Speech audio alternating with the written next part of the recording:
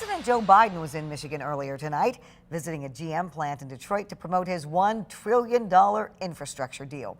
13 on your side's Andrea Flores joins us now with how that new legislation will impact Michigan's infrastructure. Juliet, President Biden was joined by several Michigan senators and congresspeople, and they all had a similar message that rebuilding America post-pandemic can start here in Michigan.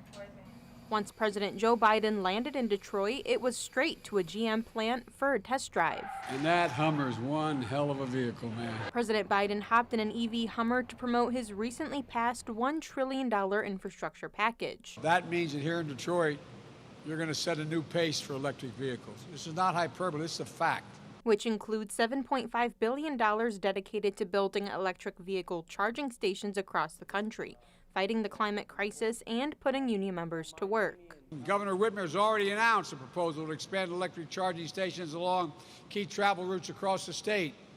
And a few weeks ago, GM announced it's going to install 40,000 public charging stations, as we're going to unleash a lot more than that. Look, we're going to make sure that the jobs of the future end up here in Michigan, not halfway around the world. President Biden also touched on fixing roads and bridges and getting clean water and high-speed, affordable internet for everyone in Michigan, in the city and in the country. 14% of Michigan households don't have an internet subscription. Nearly 400,000 people in the state. A lot of places, there's no broadband infrastructure at all. The president says the entire deal will lift up Michigan's middle class. We're going to be building again. We're going to be moving again.